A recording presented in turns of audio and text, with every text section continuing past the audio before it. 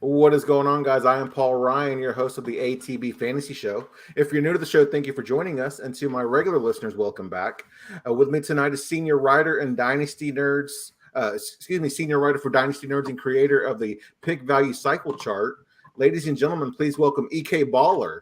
EK, how are you? I'm really good, man. Hope everyone out there is having a good night. And just thanks again for having me on, Paul. It's always a good time chatting with you.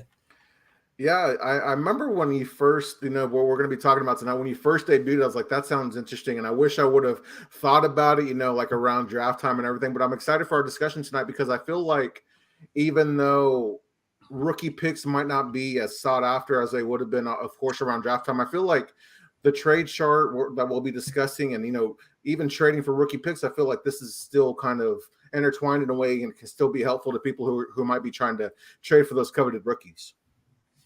Yeah, 100%. I mean, I think, Dynasty, when you're playing with other skilled players, is a game of like finding small advantages, right? Oh, yeah, And that's, yeah. Most people that know what they're doing aren't going to, throw 3 first-round picks at you for, an average player. But, we got to get small edges where we can. And, I do think that knowing the right times to make the right moves can certainly be a part of a winning strategy.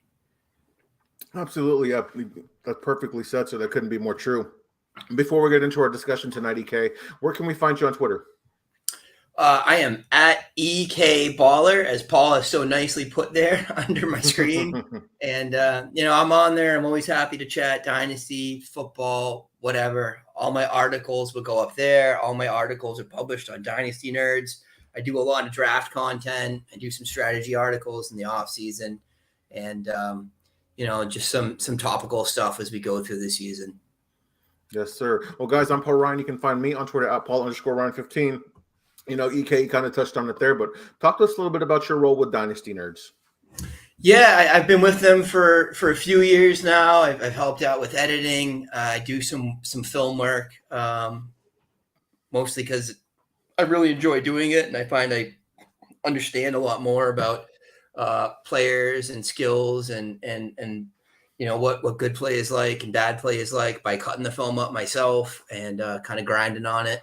And then I write a lot of articles, tons of draft work, a lot of player profiles, some Devy stuff. Kind of, I love the guys over there. They're awesome. It's a great team. It's a great editorial staff, and they'll kind of let us do what we want to do when you've been there and they know you produce decent content. And Right. I love that because, if I had someone hounding me to do, kind of like a waiver wires article or something every week, I wouldn't be that enthusiastic about it. But I find joy in kind of like seeking after the deeper stuff in Dynasty and redraft. It's been a while since I've listened to the Dynasty Nerds, but when I first got introduced to Dynasty and I was looking for that edge that you were kind of talking about, I stumbled upon the Dynasty Nerds podcast. I don't know how long they had been going, but it seemed like it was kind of at the beginning before they really started to take off. But yeah, I mean, those guys, Dynasty Rich and Matt and Price, dude, I learned so much from those guys. And I know one thing that people tend to talk about a lot, especially with the Nerd Herd membership, is the film room where you can go in there and like you can evaluate rookies, watch some film, and even watch it with, I guess, somebody who might be a content creator within the Nerds to kind of help people understand what it is they're seeing on film. Yeah, and you mentioned Price, and Price is awesome at that. He'll do cut ups a few times a year, and explain. He's done some where it helps you work through different kinds of blocking schemes and things like that. He'll do a lot where he breaks down a running back's play and what they're seeing, what they should be reading, things like that. That's enormously helpful to me. And then I think, like you said, Paul, like for me, one of the big benefits of like I get is being a staff member or Nerd Herd subscribers get. Company man, plug the product, right? It is really the film room. It's. I feel like just relying on other analysts' takes, you can hear like the same person. You can hear 2 different people make the exact opposite argument about a player. This guy's good, this guy's bad. They both have, a lot of followers. They both seem to know what they're talking about. Right. Sometimes it really helps to just like watch it yourself. And, and then like I was no expert when I started doing this, but like after a few years of doing it, I think I understand a lot more what like good play looks like, what like a clean route looks like, what guys are supposed to be doing, and with their break, and getting off press, and things like that I've learned, from doing the work, and grinding film, and paying attention to people that are better than me and more experienced than me at it, and trying to learn from them. So the film room's a shortcut to doing that, right? Like we cut the film up for you. You can go in there and look up Garrett Wilson, and there'll be 12 games from Garrett Wilson's college career that you can just watch, and it's just play. We cut out all the nonsense and anything that's not relevant. And it's really a great tool. So, with that tool, because I don't have much experience, I'm actually not a Nerd Herd member, but I should change that. Do you have like for your player, you go to Garrett Wilson route running? Will it have it where you can like see his strengths and weaknesses, or how is it? How do y'all have that set up? Yeah, so the film room, no one's interjecting their own opinions onto the film. It's just the plays, it's just cut ups. Play. It's there for you to watch the film yourself and make your own decisions about. But there's tons of resources for learning how to break down film better. Like Jetpack Galileo does a lot of breakdowns. Some of the Nerds guys, I think Jared specifically, and Nick, I want to say Nick Starnelli. I'm not sure if I remember the right Nick's last name, but they do, what do they call it? They do a film series, and it's the two of them watching film together. I think Garrett does it sometimes, but not always. And literally breaking it down, watching the clip over and over again, pointing out like what guys should be doing, should and should not be doing on a given play. Like highlighting what good play and bad play looks like. That is really useful. I'm trying to remember the name of it. I can look it up after this, and we can post it on the thread with this if any of your viewers are interested. I find it really useful. That was something that when I first started to get into it, I watched a lot of their work because they're both really experienced. Nick's a coach. Jared played, right? Wackerly played, and they're both really good film analysts. Wackerly, actually, J-Wack from the Nerds, was one of the, I guess, there's another analyst, I think it was David Zach, actually correlated film scores from a few different film analysts to actual success during the season. And Jared was like number 2. It was like Jetpack, Jared, and then I forget who the third one was. But he's really sharp, man. He understands the game, and he translates it well to fantasy. I can't say enough good things about him. Yeah, for sure. So we talked about the film room being one of the perks of the Nerd Herd membership. Can you talk to us about what all is included in that? Yeah, so I honestly, like, as long as I've known these guys, like, I've been a staff member, so like I've never like paid for the subscription myself. But my understanding is you get the extra podcast every week, and that's Rich and Garrett and Matt, going on in deeper length at various topics. You get the film room, and then I think there's some discounts on merch, things like that. The other product they offer that I will also evangelize, company man here, is the Dynasty GM tool. I'm not sure if you've seen that at all, Paul, but that's again, like the trade thing, right? Yeah, there's a lot of different stuff in there. The kid Nick P, Dynasty Stump, did a lot of the design on it, and I use it. I don't use any tools ever, honestly. Like I barely listen to podcasts. I don't listen to a lot of other people's research. I do my own work. And the Dynasty GM is one of the tools I do use a lot. It's got tools where you can see like kind of like rankings of your teams, because they have player rankings, not just by ranking, but by like numerical values, right? That's how they do it for trades. They let you use it for trade analyzers. They let you use it for team analyzers. You can pull up your league, and they'll show you graphic bars of like, oh, this guy is really weak at wide receiver, really strong at running back. So if you're a savvy dynasty manager, you can take that information and be like, well, this guy probably should be interested in trading me for a wide receiver and sending me a running back, and vice versa, right? And then the other thing they use is huge for me that they have there is you can search your leagues, all your leagues, for a specific player. so you can tell who has it. You can tell if the guy's on waivers. And more importantly, I can tell if I have a guy on my team. So when there's a late swap situation, I can just look it up in one place and know, oh, geez, I have to pull Austin Eckler out of 2 teams on MFL and 4 teams on Sleeper, and I'll go do that, Sunday morning, 10 o'clock. And I can't tell you how many weeks it saved me because we were talking earlier and you said you get like 14 leagues. I got like 30 something right now. So that's too much just to be scrolling and like, looking for guys with the warning symbol or reading blurbs. It's too much. Yeah, for sure. It sounds like you've got quite a few tools. I am kind of curious. We talked in depth about the film. Do you have like an analytics tool that can kind of show you which rookie to pick, which one comes with like higher risk, which one comes with like is like a top tier prospect type thing? Do y'all offer a tool like that?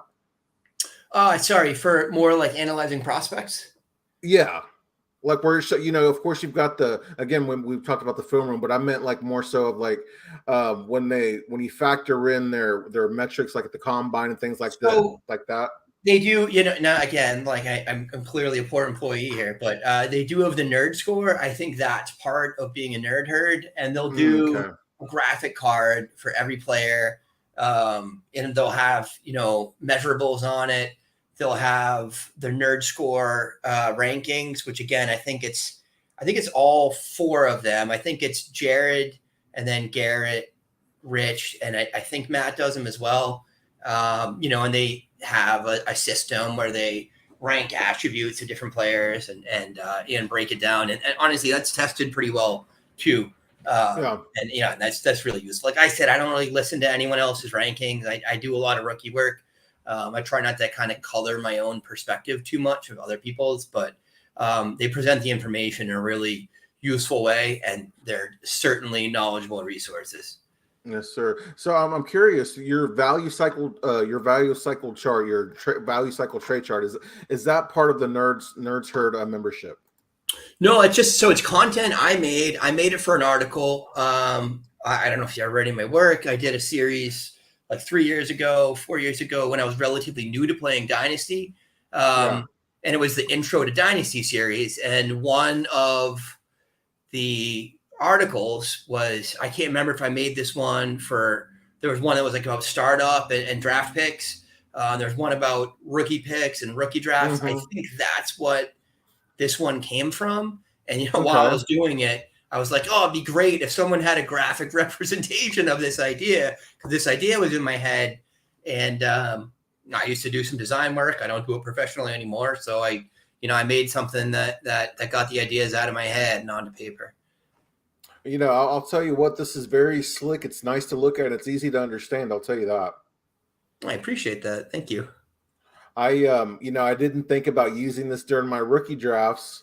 However, since we're here, we're talking about it, I'm curious what inspired the idea and the creation of the trade chart. I know you said you were wanting to get your thoughts on the paper, but where did the idea come from to just try to get a better gauge of the value of rookie picks? So specifically, the idea behind this, I got from another analyst, not the idea for a graphic representation, but there was a guy that used to write for Dynasty Nerds whose handle was Dynasty Kyle. I don't think he's very active in the community anymore. He had a Patreon for a while and kind of done that thing, but I think he's just kind of not super active as a content producer at this point. But he had a Dynasty Nerds article. It's linked in my original article. I dropped this in. And he was talking about, this effect. Like, this is the time of year you should be trading for rookie picks. This is the time of year you should be trading picks away for players, and so on and so forth. And it was, it's a short, concise. It was like a page or two, but, really kind of like hit home to this for me. And I think a lot of what I was working on when I was doing this, it was, like I said, it was either a rookie draft article or it was I'd written one in that series about like rebuilding, like when to know when to rebuild the dynasty, how to go about it. And right. I think all those ideas kind of like flowed together, from one to another. And I live and die by this in a lot of ways. I'm not necessarily like aggressively like just ever buying picks just to buy picks or selling picks just to sell picks. I'm always making moves in the context of my team. You know, if my Trading team with purpose, right? Yeah, right. Yeah, trade with a purpose. And I'm not a guy that'll, and this is like Leo Signa has done a lot of work on this. I have a trading article that was part of that series where I spent a lot of time kind of breaking down different kind of league mates. But you have the people in your league that want to trade for a player, and they're like, right, like my friend Rob, like him from him her. He loves Deontay Johnson. He is going to actively send out trades for Deontay Johnson, specifically targeting that player. You have other people that are like pick hungry, right? That like their favorite thing in Dynasty, whether they know it or not, is like rookie drafts and accumulating picks, right? And they want like youth and picks, like as an operational strategy, right? I tend to be like a value hunter. Like the deal that I'm looking for is the best deal, right? Like if I think someone's weak on a player that I like, I'm going to go after him. If I think someone overvalues a player I have, I'm going to sell him, and then other than that, yeah, I'm like building my team in a direction. If I have a team that's competing, I'm pretty much going to be stocking up on veterans on that team. I'm going to be accumulating production if I think I have like a top 5 team in a league. You know what I mean? Right. I'm wary of throwing too much capital at veterans in the off season because I've had the experience where like early off season or early in the season, you spend all your futures on a vet and then your quarterback goes down or something, Oh, yeah. And now that first rounder you sent away is going to be like the 102 or the 103 or the 101. And that is a bad feeling, So I tend to wait a little bit until I know that my team has, some steam to it. And that's not the optimal strategy in terms of value. I think like you'd kind of alluded to, I mean, the best time to buy veterans is more like, well, really it's before the rookie draft, right? You should be selling your picks before the rookie draft to buy veterans, because all we're talking about during that time of year is rookies, is the NFL draft, right? And that's all we're thinking about, and no one's thinking about Marquise Brown, right? Like no one's pumping him up in January and February, right? Like, no one's actively seeking to buy Robert Woods right now. You know what I mean? Throwing a first at him, but like if you need some veteran production on a team, you might want to slip a second to that or try to get a package deal. You know what I mean? Trade down on a tier, send a 23 for, Woods plus, something more desirable, something like that. Go ahead. No, I'm sorry. I wasn't trying to cut you off. Go ahead, sir. Oh no, I was going to say the one aspect of this that I tend to personally capitalize a lot is if my team's not good, I'm not that top 5 team. Even if I'm in the middle, but I think I'm just like barely a playoff contender, like I'm going to aggressively break that team down. I'm not going to fire sale. I'm going to kind of wait until the middle of the season when players' values are peaking, right? Like that nice green part of the chart up there. And I'm going to offload guys, for future picks. That was tough to do this past season just because there's already so much hype on 23s, and it's tough to do now too. Like I have a couple of teams where I'm just, putting out feelers constantly because I know I'm not competing this year. So I'm trying to offload age and production and stock up on future capital and youth. And man, people have a death grip on those 23s. It's rough out there. Yeah, I wanted to ask you. You kind of talked. I wanted you to discuss your trade approach, and you mentioned that like if there's a player in your league that that the owner is lower on, you'll go after him. You don't strike me as somebody who will send an offer they wouldn't accept first off. But could you talk about a little bit about your strategy initially, like when you're sending out that first offer? Yeah. I won't send an offer that I think is going to piss someone off on purpose. I do have times that I'll trade spam, and I'm just trying to do some trades, and I'm probably going to start a hair lower than what I think we're going to wind up at. Oftentimes I lead off with those. If I really want to get a deal done, or I know the person that I'm trying to trade with, like some people hate that, right? If you like send a little low, there's people that get even just a little bit low. There's people that will get angry at you, right? Yeah. So if I know I'm dealing with someone that's like that, and I've traded with them before, and the best thing to do is to send them my best offer first. I'll do that. I always try to trade across needs, right? So if I'm trying to acquire picks, I'm trying to trade to probably like a better team, or a team that's like a decent team but has a need that I can fill, right? Like your team's really good, but you have no running back depth. I'm going to try to ship you, a Dalvin Cook, a Leonard Fournette, right? Something like that like fits your team, fits your needs. A lot of people are going to probably try to counter you almost no matter what you send, right? So there's some people that if you send your best offer, they're still going to send it back and ask for a third, right? So I tend to start just like a little low, like maybe, a hair under value, and then have some room to pivot. But I think you got to know the people you're trading with, right? Because there's some people that's the way you should approach it, and that's what's going to get a deal done, because they're always going to want to feel like they won, right? They're going to want to feel like, oh, I asked for a little more and I got a little more. But then there's other people that are going to be like, no, F you, man. Like you wouldn't accept that, right?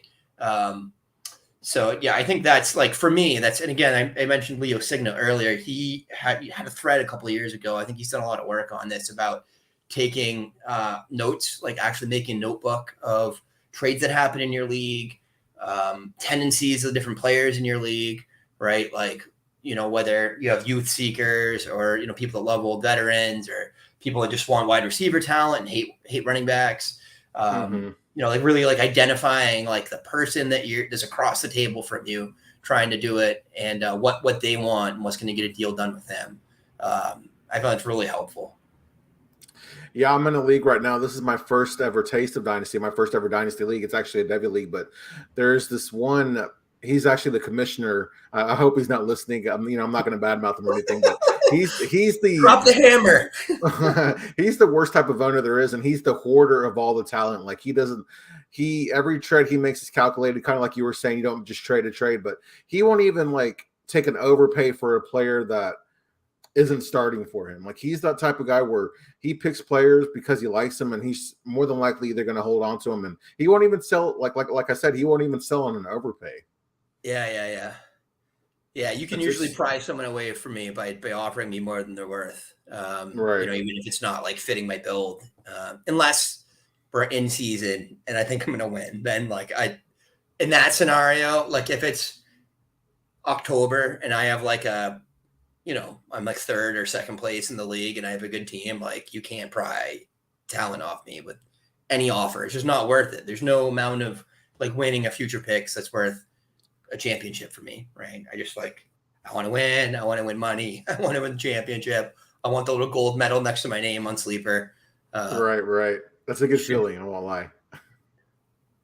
Are you the type where you won't? Will you trade bench player for bench player? Why?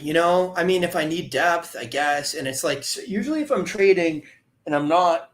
Like there's two main types of trades that say I'm doing, right? Like either I'm trying to get my team younger and trying to get futures because it's not a good squad and I don't think I'm going to compete, right? And if I'm not going to compete and I'm going to be in the middle, I'd rather get production off my roster because I'd rather get a better draft pick next year. So I'd rather take those assets that are producing and turn them into things that aren't producing, that are going to be a good store of value, right? That's not clogging my active roster.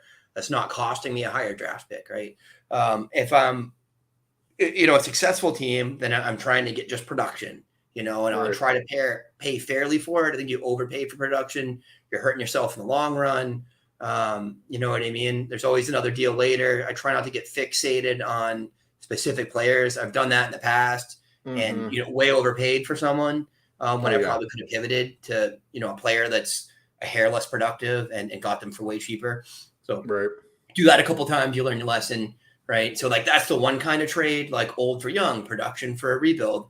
And then the other kind of trades I do is like cross position trades, right? Like I'm weak in one position. I know you're strong in that position. And like you said, there's some guys that are just maybe either just don't like helping other teams or maybe aren't good at assessing their own team's needs.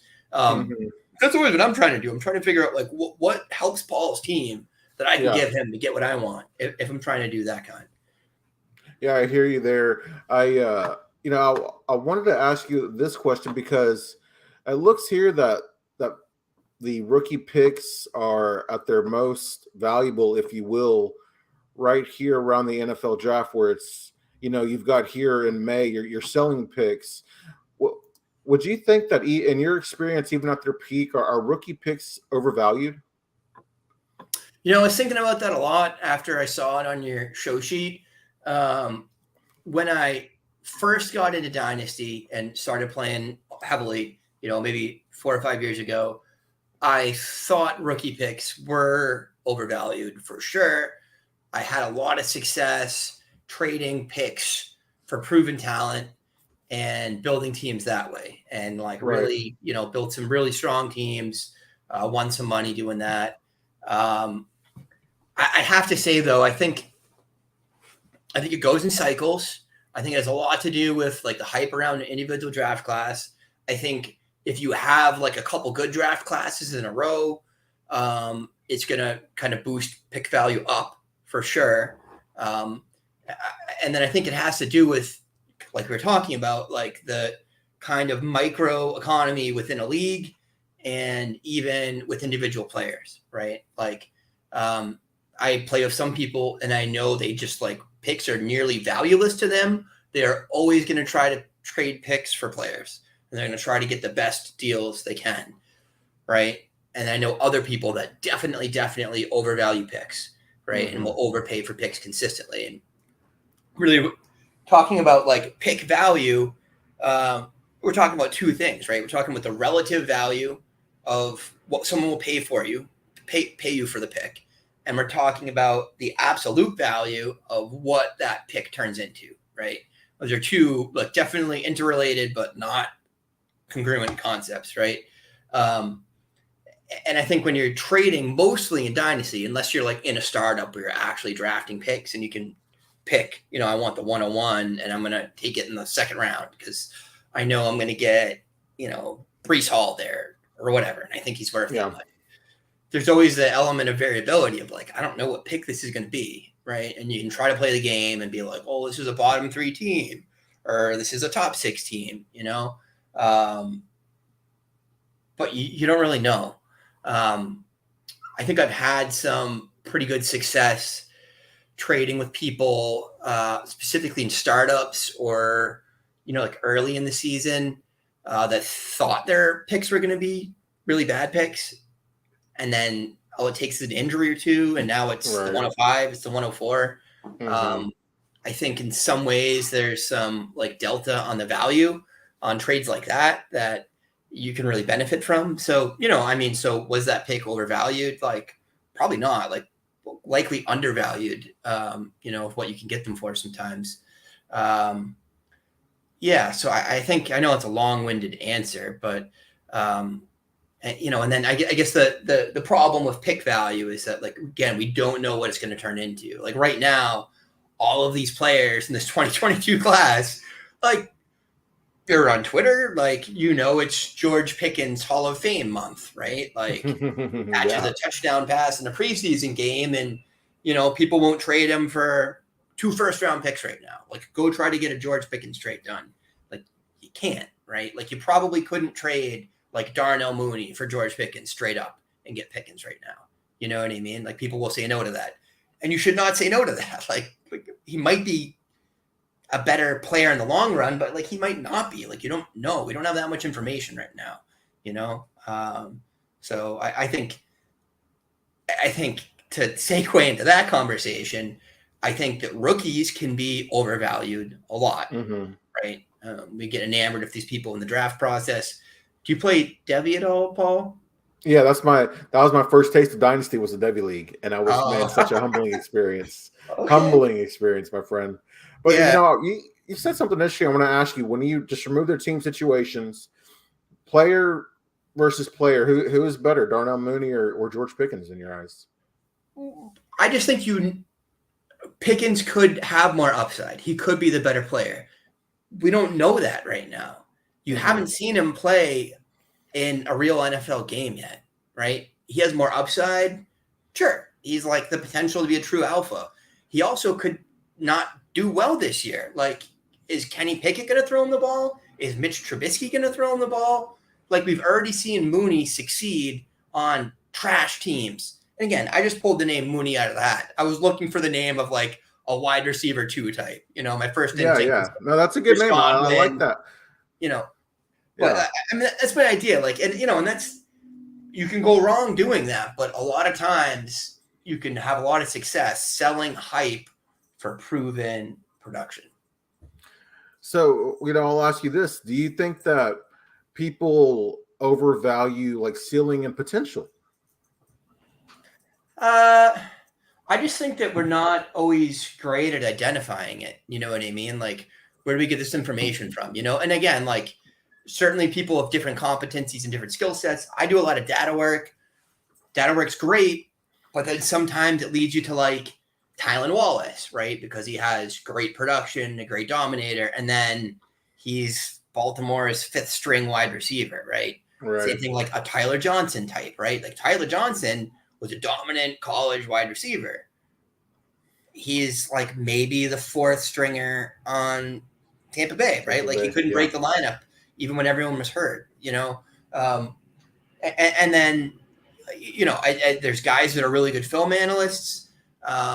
Even then, like sometimes we think someone's going to be a great player and maybe they're skilled, but maybe they don't take the next step in the NFL, or maybe they're just in an environment that's really poor for fantasy production, right? Which I think, with Pickens, you might have more of that situation, but I don't know. I mean, again, like I like Pickens. He had a dominant freshman year. He played like 3 plays this year. You know what I mean? So from a data perspective, like he had some mixed signals, right? Like freshman breakout, huge freshman production, awesome. But, like overall, like dominator this year, like pretty weak. A lot of the other metrics, pretty weak. I think Pickens is going to be fine. Don't get me wrong. I'm not slamming on Pickens. I'm just saying we still don't have a ton of information right now. And this time of year, a lot of us, and I'm guilty of this too, make a lot of decisions based on camp hype, which sometimes leads you to like awesome wins, but a lot of times steers you wrong. You know what I mean? Someone posted yesterday and it was, this is the all camp hype team from 2021. And of the people on it, there was like one guy that actually hit that year. And it was like every hot name from camp last year, right? I think on the list, the only person that hit in a meaningful way for fantasy football was Amon-Ra St. Brown. And there was like 6 names on it that all got the same amount of hype. I mean, like 12, like all got the same amount of hype. It was like 6 wide receivers, 4 running backs, tight end or 2, and I don't know. We don't know, so I sell the hype usually. Like Romeo Doubs. Right. What do you think about Romeo Doubs, Paul? I mean, I like his opportunity, but I'm falling victim to the camp hype because prior to that, I didn't know much about him. I didn't watch any film on him, so I don't really know much about him. I mean, I know that he was productive his last 2 years in school, and it sounds like Aaron Rodgers and him have a connection, but again, he is a rookie, and again, it's all hype in the camp. So I don't know what to make of the situation. I'm thankful that I was able to add him to a couple of dynasty rosters for pretty low, and I actually think I drafted him on one like in the 4th or 5th round, but still, even then, even at a good value, I still don't know what to expect from him. Yeah. I think he's an interesting case study, right? And, I think this plays into like what we're talking about with like value and cycles of value is that like right now, and that's the problem, is it's tough to sift the wheat from the chaff, right? That we're probably hearing a lot of good things about several players that were also good prospects and they're going to have phenomenal NFL careers, but we're probably hearing the same stuff about a bunch of guys that are, going to be career backups, right? The preseason warriors, right? Like Brian Edwards, perfect example. Remember when Brian Edwards was the next coming of Terrell Owens, right? Yeah. That wasn't very long ago. And he was a good prospect, and he was a second-round draft pick. He was a very productive player in the SEC. This is where I'm going with like the George Pickens argument, right? Like I'm not, again, like I like Pickens. I have Pickens. I've rostered Pickens. I pursued him actively in the beginning of the second round in rookie drafts where I could. But I like Brian Edwards too. Mm-hmm. I hear you. So, well, let me ask you, what are your thoughts on Isaiah Pacheco? Well, so I think you got to look at it as like a value and cost, right, equation, right? Like I like Pacheco. Is he going to be an RB1? Like I would heavily bet against that. If I can sell Isaiah Pacheco because I have a couple shares and get paid for him, I'm going to do it. Like the perfect example is like, look at like, and again, like he's probably okay right now, but James Robinson, right? James Robinson, UDFA, late round guy, had a really successful rookie season, and then a coaching staff went out and drafted a running back in the first round the next year. Look at Michael Carter. Michael Carter, 4th round running back, right? Pretty good rookie season, not bad, not a world beater, but enough that we had hope for him as an NFL player. And his coaching staff went out and drafted an elite prospect in the second round, right? So if I have Isaiah Pacheco, I'm probably holding him right now unless I get a wild offer. If I can trade him for a 23-second, I'm going to do it. I'm not going to think about it. I'm just going to ship that right away.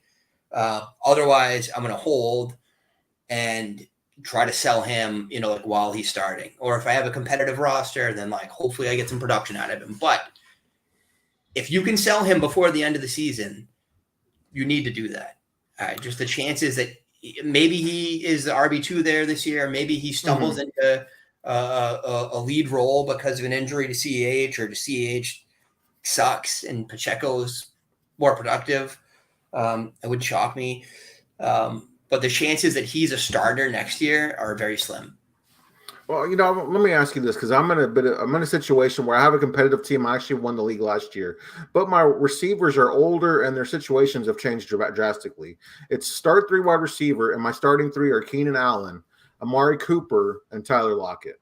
I have Pacheco, and I've been talking with somebody who I hope is not listening to the podcast. I've been trying to trade for Brandon Cooks for all offseason. I've offered a 23-second. He wouldn't do it. I've offered packages. He wouldn't do it. He just wants to hold on because he has a nice young team, actually. He could be competing for, he could try to come take my title. But would you trade Pacheco for Brandon Cooks? Hell yeah. Yep. Easily, right? Yeah, without even thinking about it, until he shows us something like on an NFL field, right? Yeah. Like I'm assuming there's a lower chance that he pans out even for this year than that he doesn't. And even after he shows us something on an NFL field, there's a lower chance that he has a long and productive productive fantasy football career than that he doesn't. Like he might have a long NFL career, probably always going to be a committee guy, right? And again, like we're comparing him to running backs that were college superstars for the most part. Like when you're talking about a starting NFL, I mean, you play Debbie, you know this, a starting NFL running back, like the guys that succeed in those roles, even the guys that are like drafted in the 5th round, like Aaron Jones, crushed in college. He just played at a G5 school. Like there's so many of those guys that were excellent college players. And I'm not saying Pacheco was bad in college, but he was like a middling producer, right? On bad teams. And you can say, yeah, it was the team and that, but there's a reason he wasn't a 2,000-yard rusher at Rutgers. There's a reason he wasn't a day 1 or day 2 draft pick. You know what I mean? I don't think it's just that like all talent evaluators were blind and no one thought about him. Like he played on national TV, like a lot, right? Like Rutgers is still, what's a Big Ten school? Big 12.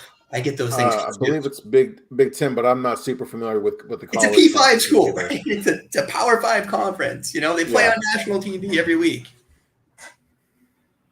Yeah, I was listening to a podcast earlier and they were talking about Pacheco, and it's how, the reason he has good size, he had good metrics and everything, but the only reason he slipped was because of his situation at Rutgers. Do you think that situation, how much does situation matter for you when it comes to drafting guys like a Pacheco or a Dubs or a Pickens, things like that? Well, I mean, I love drafting Isaiah Pacheco in the 4th and 5th round of rookie drafts. Like that's what those picks are for, right? Yeah, that's true. And I love drafting Dubs in the 4th round of rookie draft. Like those Right. picks are for high upside guys, like athletic guys, producers in college with low draft capital. Like that's what those picks are for. You know what I mean? And honestly, and I fall victim to this sometimes too, but like you should be drafting Pacheco and Dubs of those picks and not Kyle Phillips, right? You shouldn't be drafting the like slot receiver archetype in a run first offense. You should be drafting the athletic UDFA running back on a high powered offense. You should be drafting the super producer athletic college wide receiver on a high powered offense with no real competition in front of him, right? And I mess that up sometimes because, whatever, we all do the camp hype thing. Mostly of those picks, I try to spread them out with running backs that I think will have upside, like Pacheco, Beatty, guys like that. One thing I did this year, in hindsight, I've been thinking about it. I don't know if it was a mistake or I just, whatever, sometimes luck of the draw sort of thing, but I spent a lot of picks in that range on Keontae Ingram because high-powered offense, not much in the backfield. He has the marks of some of the traits of a good rusher, right? Like athleticism, pass catching ability. But it looks like that one's probably not panning out, like the preseason action hasn't looked great. You don't hear a lot about him, but again, it could just be like no one's talking about him. He could seize a role in that backfield and have a decent career. I'm not feeling good about it right now. Yeah, I was listening again to a podcast earlier. They were talking about Keontae Ingram, how there's a lot of hype with Benjamin, saying that he's been getting a lot of praise from what's the head coach's name of the Cardinals? It's escaping me too. Lincoln Riley, right? But he was saying that he thought that Keontae Ingram, if there were to be an injury to either Eno or to James Conner, that he would step in and probably eventually become the starter. Is that the type of player that you think he is? Keontae, I go back and forth on it because the thing about Keontae is he never had like a dominant rushing season in college, right? Yeah. Never put up 1,000 yards, never put up, 1,000 combined yards even. I think his first couple seasons at Texas, he was pretty good. And then, and now we get to Narrative Street, right? He had 2 seasons that were average. I think the second season he got hurt. And then they recruited Bijan Robinson, right? Who's the second coming of Saquon Barkley, who just immediately, booted him out of the lineup, right? Yeah. And then he went to, where did he play last year? Not UCLA, the other one. USC? Yeah, I played at USC last year, right? Yeah. I believe so. Yeah, I think he played at USC last year and played well, but again, like not a dominant product. Are you looking it up? Well, yeah, I wanted to see the head coach of it's Cliff Kingsbury, not Lincoln Cliff Riley. Kingsbury. It was bugging me. That's what. Yeah, I didn't want to correct you on the Lincoln Riley, but he's the coach of USC.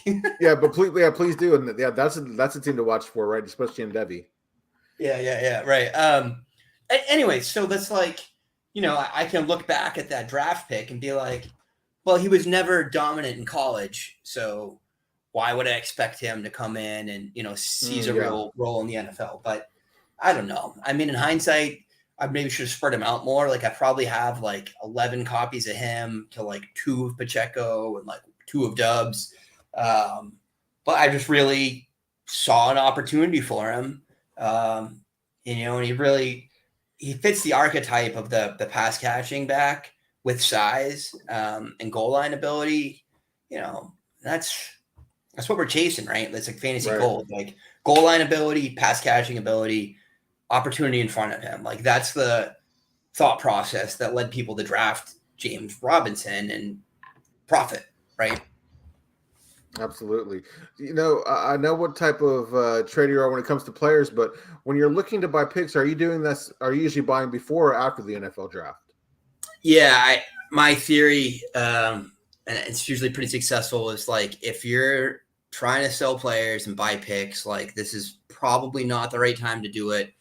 Maybe if you're trying to sell like rookies for picks and profit, like you don't think Chris Olave is that great, he's got hype, you can flip him for a 23, and you think that's a profitable trade. Like that's a good trade to do now. If you can sell Dubs for a 23 first, you must do that. Oh gosh, yeah. Yeah, I mean, a second you probably should do that, but like there's a world where you regret it, so it depends on your risk tolerance there, really.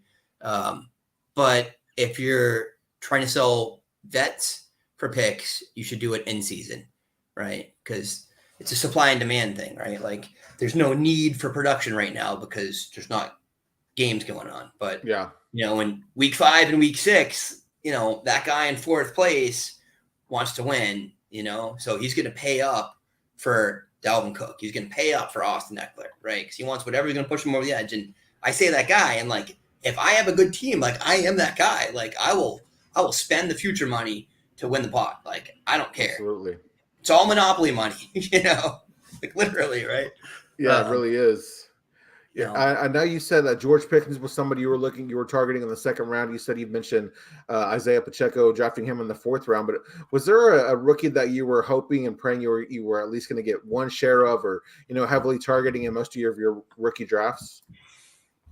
Yeah, like I said, I do a lot of like rookie and draft work, so I kind of wind up liking a lot of the guys. Yeah. I try not to get fixated on any one guy. You can go wrong doing that. Again, like maybe people that are better talent evaluators than me can do that more successfully, but I'll do more of like a tier type thing, right? So this year I was really high on all the top wide receivers. I have more shares of Burks than I do anyone else. I was taking Burks over Drake London, and I like Drake London. I just think Burks had a more complete profile. Okay. Dominant in the SEC, size speed guy. I just, the film's not overwhelming, but like good. And then, all the data and the conference. I really do like SEC wide receivers substantially more than people from the Pac-10 or Big Ten for sure. So yeah, like tons of Burks. I liked Wilson a lot. He was my wide receiver 1. Didn't love the Jets landing spot because I'm a big Elijah Moore fan and I'm not a big Zach Wilson fan. So I kind of faded him a little bit, like not actively avoiding him, but I definitely prioritize getting Burks in London over him. Whereas in a different landing spot scenario, I would have more aggressively pursued Wilson. I think Wilson's a guy that I think you go after him mid-season, maybe after 3 or 4 games if he hasn't broken out yet. He's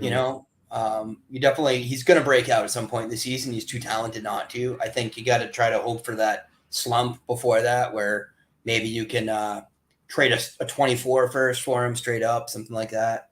The running backs, I faded pretty much. I mean, I like Brees. I got Brees where I could. Walker, I got a couple shares of where he was reasonably priced. But I definitely was taking all those wide receivers over Walker. Walker's fine. He's a good running back, but those wide receivers are excellent. Like London, Wilson, Burks specifically. I really like Jamison Williams a lot. I don't care about the situation. He's going to get a quarterback upgrade. And then Olave, I like. I wasn't super high on him at the beginning of the process, but doing more work on him, I really was impressed with the route running, and I do think that's a lot of where the NFL is going.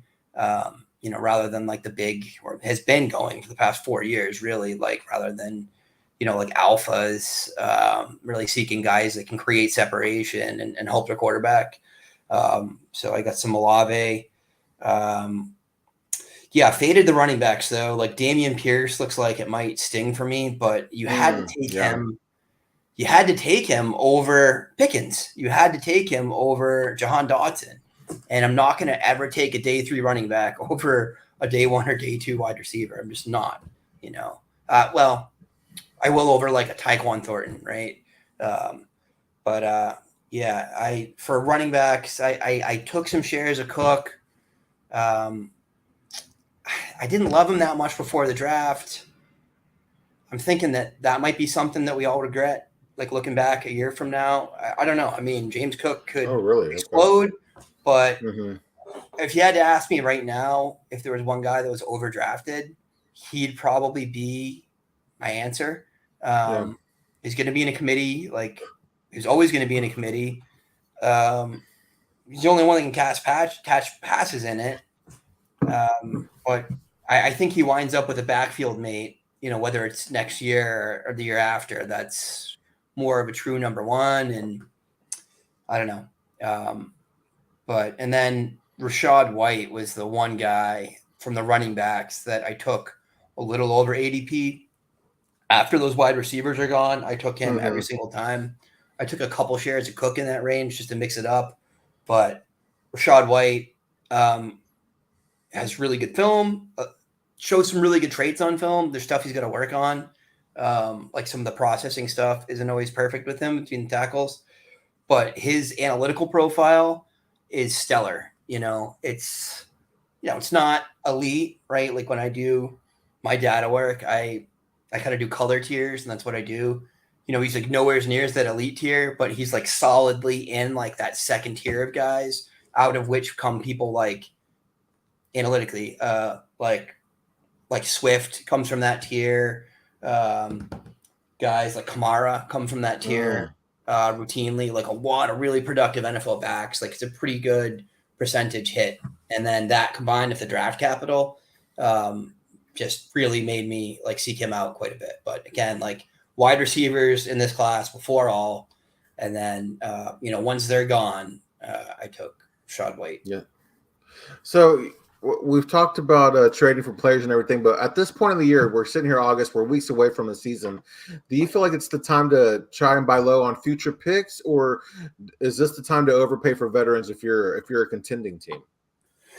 Yeah, I mean, we kind of touched on this a little bit. So I do think that if your move is to try to stock up on veterans, then you're going to get a good value right now. I don't think you have to overpay, but I'd be targeting guys like AJ Brown right now, right? Like value has taken a huge hit. Is it really a downgrade from, Tannehill to Jalen Hurts? Like, I don't think so. I'd be targeting someone like him. Cooks, I wind up with on like every single team that I have just because he's always undervalued. But I get him in drafts more, right? Yeah. Robert Woods, I was aggressively accumulating earlier this season, mostly in drafts because he was just so darn cheap. Lockett, right? Lockett's like getting drafted in like the mid-30s of like wide receivers right now, and he's like pretty much locked in as a wide receiver 2 at the end of the year. So I think there's a ton of value to be had there.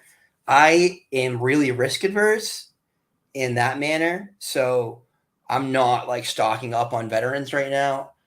I do think if you time it right, you can still get good values on those guys, like during the season, right? But specifically, if I'm trying to accumulate production and not like get crushed on the trade, I'm going to target older veterans on bad teams in my league, because Tyler Lockett has no value to you if you're like the 10th place team in a league. You know what I mean? Yeah. Like he's nearing the end of his productivity. He's not helping you. So in that trade situation, you have leverage, right? Particularly if you're doing it like week 4, week 5, right? When you're a little bit more like at the trade deadline, that's when you tend to get bent over the barrel, people know you have a need. Now you're the one at the need. Particularly if their roster is not terrible or they're screwed. Like some people just won't don't want to give you the deal. Like you said, there's guys that just don't want to give you the deal. Yeah, I don't know. What's your thought on that, Paul? Do you have a strategy with that? Yeah, I mean, if I were a team where I know that my chances of being a real deal contender are pretty slim, I'd be looking to, trade away like a Tyler Lockett and a third for a 2022. Hopefully, of course, try to get a first or like, a 2022 and maybe like a Terrace Marshall or something just for that lottery ticket opportunity. You know what I mean? Something like that. Yeah, I like that trade. I think that's a good trade. Yeah, you mentioned Jahan Dotson. He was somebody who I was actually kind of avoiding in drafts, but I did end up taking one after I was kind of hearing the OTA reports about their chemistry with Wentz, and McLaurin was sitting out and everything. I'm glad that I do have him, but as a prospect, what were your thoughts on him? I was a big fan of Dotson. I did some work on him. Like last year, even like not this past draft cycle, but the year before. And then I cut up a few Penn State games this past year.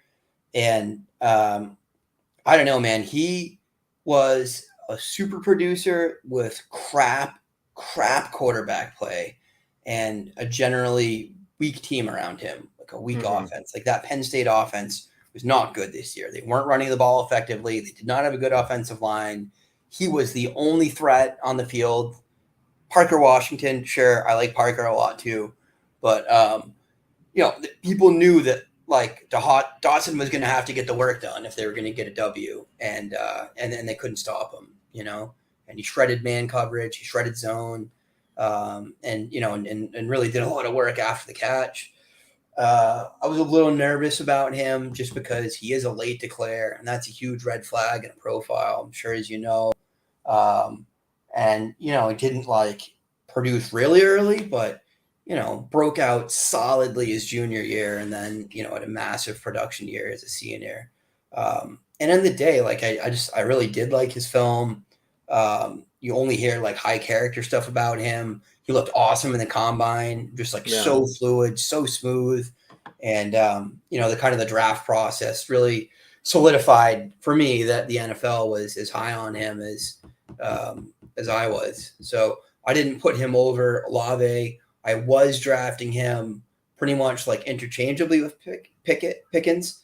So when I have guys kind of the same, I'll take one share of one share of the other. So I don't get, I don't feel too busted up if I pick the wrong one, Yeah. So I had him right in that range, like kind of the last wide receivers that I really liked.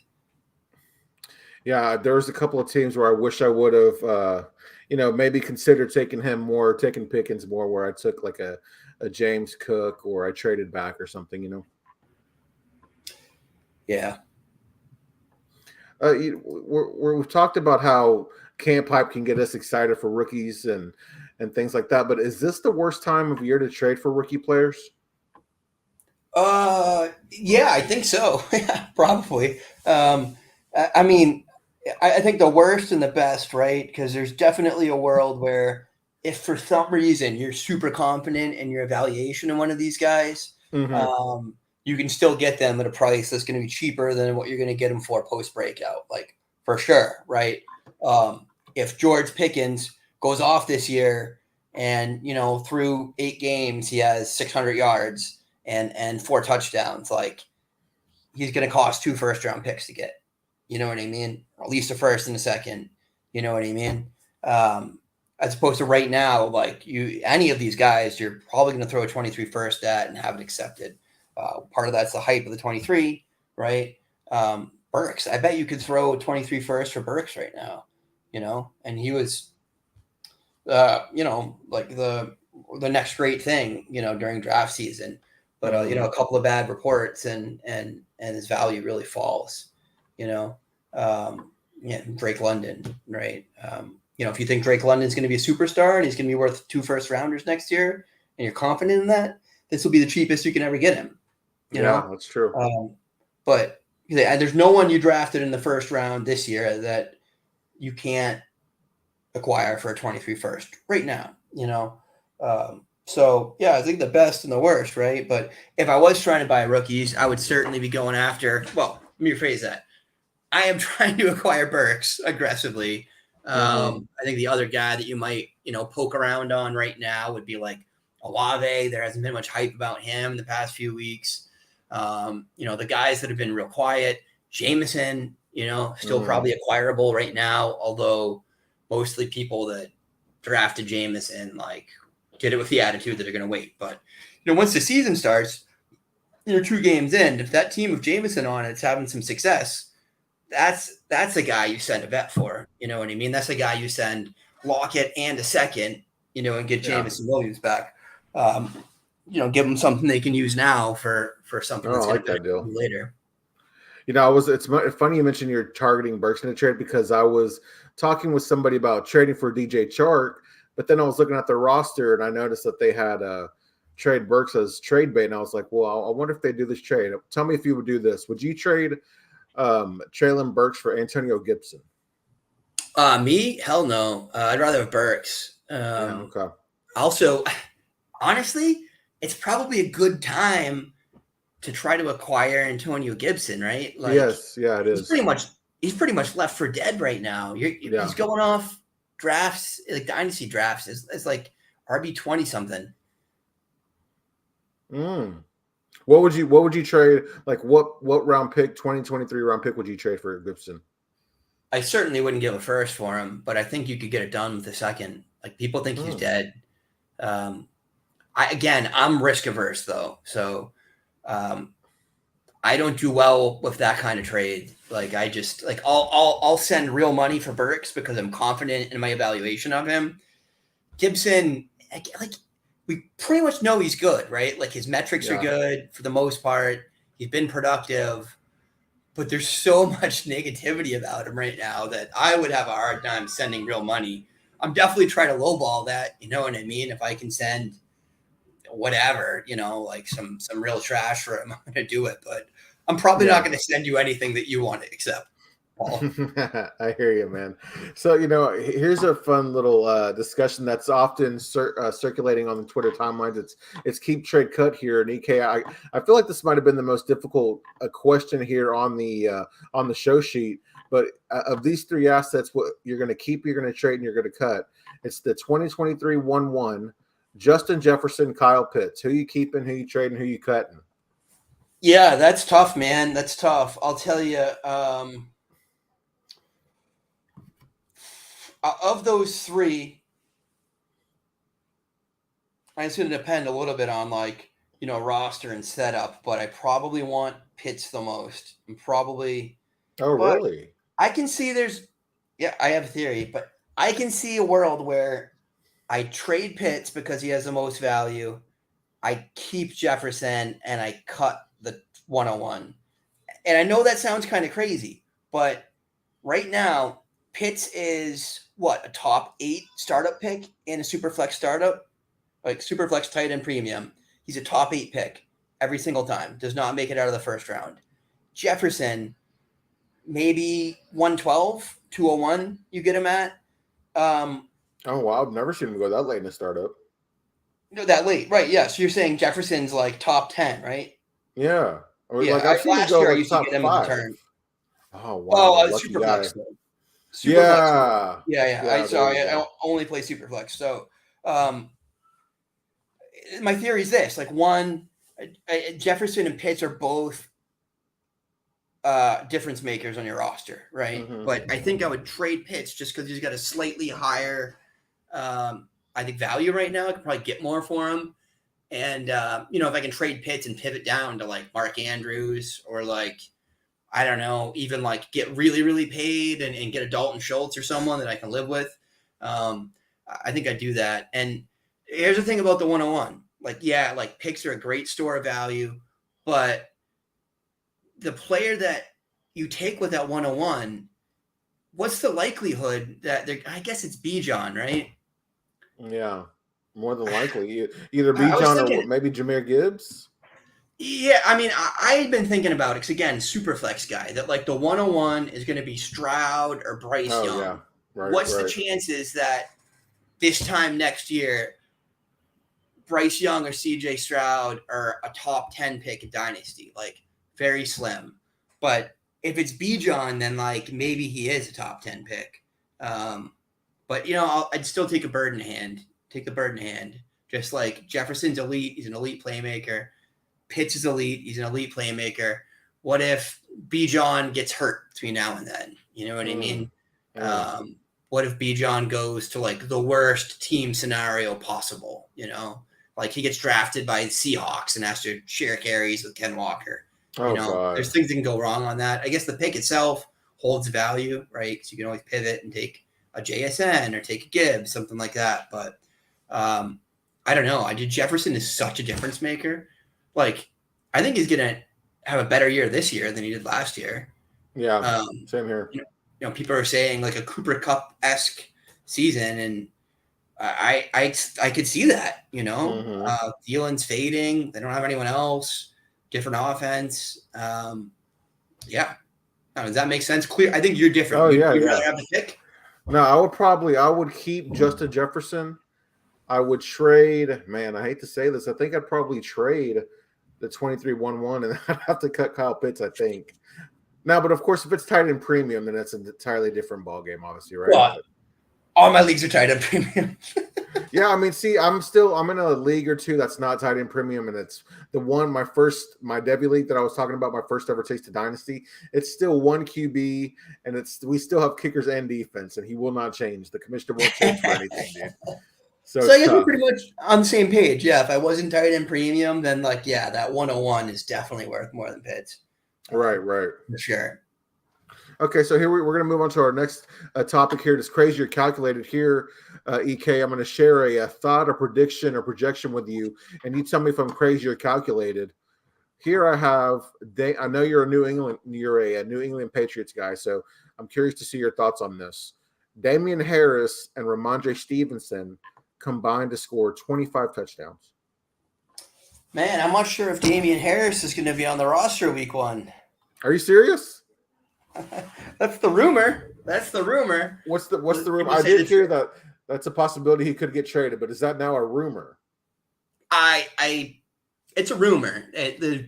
Some beat brought it up, but I think a lot of times, particularly the Patriots, when you hear something like that, it's getting leaked for some reason, either contract negotiations or because they want to sell him. Wouldn't gauge interest or something.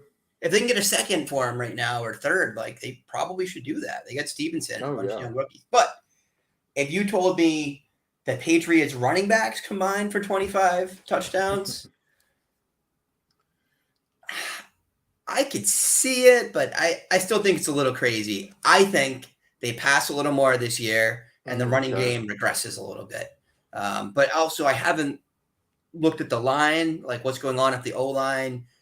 Is Strange going to pan out? Like Cole Strange, right? I don't know. He seemed to have played okay in the joint practices this week.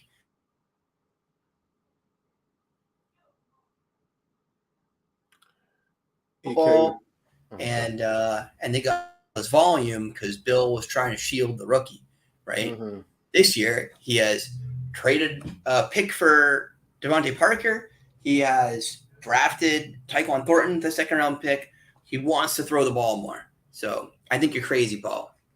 Hey, I'm fine with that. Well, you mentioned that you didn't like Tyquan Thornton based on a comment you made earlier in the show. What are your thoughts on him?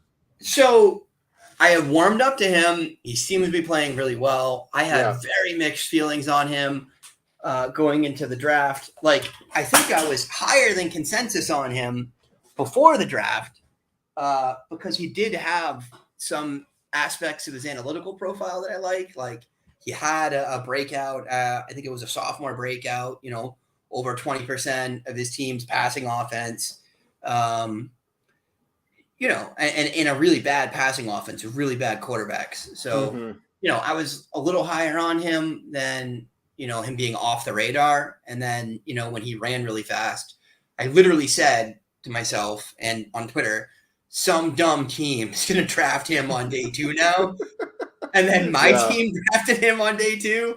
And I think I really got overly sour about it. And I mean, a lot of it for me was, we talk about Pickens a lot. Pickens was still on the board. Sky Moore was still on the board, both of whom I was pretty high on.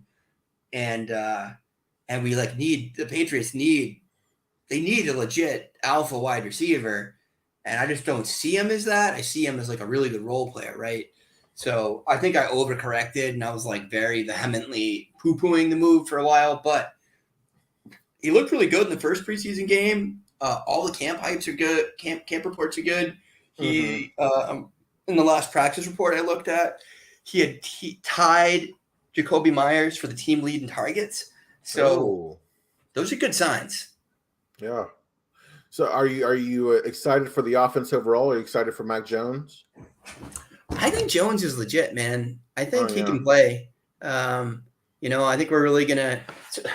The thing I'm worried about, and again, this ties into the running backs too, is who's running the offense for the Patriots. They've had one of the best coordinators in football, pretty much as long as I can remember, right? Like that McDaniels, then he went to Denver, right? And came back. And now they have cast off coaches from the Lions and New York that weren't offensive coaches. It makes me not feel great. Yeah, for sure. For the offense. So I hear you. I just don't know what to think about it. Yeah, that is one big question mark. All right, EK, based on this conversation tonight, you strike me as a more of a calculated person, not so much of a hot take or bold prediction guy. But if you did have one bold prediction for the 2022 NFL season, what would it be? It can be fantasy or just football wise. I think real football and fantasy. I don't know how hot this is, but I think the Eagles are a playoff team. Easily and make a deep run. I think Jalen Hurts is a top 3 fantasy football quarterback. I think he's got a legit shot at QB1. I don't know if that's hot. I guess right now, hot, I would say Treylon Burks leads all rookie wide receivers in yardage. I don't know if that's hot. That was like consensus a couple months ago. Right. I still think it's reasonable. You know what I mean? Tannehill's a good quarterback. Burks fits the mold of what he likes to throw to. Burks is really, really good. So I don't know. Is that bold enough? No, I like that. So I guess your bold call would be Treylon Burks leads all rookie wide receivers and receiving yards? Yeah, receiving yardage and touchdowns. Both. Oh, okay. I like that. I like that a lot. Well, hey, man, EK, I really enjoyed our discussion tonight. I can't thank you enough for stopping by. Before we get you out of here, let the people know what kind of content they can expect from you in the future and where they can find it. Yeah, again, I'm on Twitter at EKBaller. All of my articles, which is my primary content delivery right now, are on Dynasty Nerds, but I'll always post them to Twitter when I drop them. Tons of rookie work, probably doing some Devy work this year. Probably doing some freshman profiles. I've been having the itch to do it. So I do a lot of campus to Canton leagues, and I find a lot of joy in scouting that stuff because there's just not a lot of information out there. Obviously, the campus to Canton guys at c2c.com are doing a good job, but I still feel like there's some room there for me to have fun. And then hopefully we'll get the podcast back off the ground. Rob? Yes, sir. Brett? What's the name of that podcast? So when people can keep their eye out for it. The Anger Management Fantasy Football Podcast. We went with him, hers branding because it's far more interesting than mine. Yes, sir. And remind the people they can find you on Twitter, EK. Yeah, I am at EK Baller, like it says in the letters right there. So give me a follow, give me a shout out, tell me you hate me, tell me you think I'm smart, tell me something. Yes, sir. Hopefully more of the second one than the first one, right? Guys, I'm Paul Ryan. You can find me on Twitter at Paul_Ryan15. We appreciate you joining us, and I'll see you guys next week.